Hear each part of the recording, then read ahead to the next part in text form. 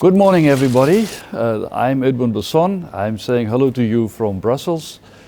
Sadly, I could not join your conference in Made in Steel 2019, but through the wonders of modern technology, I'm able to speak to you without physically being there. I was going to talk to you about the sustainability of steel as an industry and as a product, and the innovation that we could still expect in our industry going forward.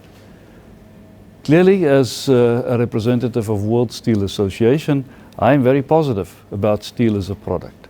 But it is not just because I work in World Steel, it is because I really believe steel as a product and steel as an industry is a contributor to the long-term sustainability of society. As an industry, we believe that without steel, modern society will not be able to survive.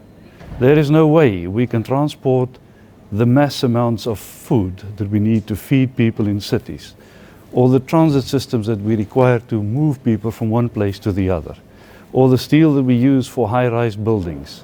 None of that is possible without steel. It's also not possible to move people from one city to another in an aeroplane, move people from one product to another through sustainable use of material. All of this is possible only because of steel that plays a role in transit systems, in medical systems, in food production systems, and in production of everyday goods that each one of us uses. Steel as a product plays a different role. It finds its use in the fact that it is a very strong material and yet light enough to be reused. It is formable, we can bend it, we can form it into new shapes.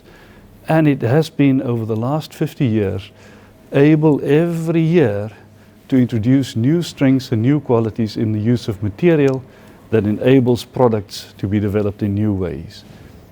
So for us, steel is really sitting at the basis of a sustainable society and in the way that we can use products in a sustainable way. So what is left to innovate? If we look into the future, we think there are specifically two places where innovation will continue to play a role. One is in what we call process innovation. And while the steel industry already is very efficient, 97% of what we put into the front end of a steel factory comes out at the back end as a very usable product. And we do this in a very energy efficient way.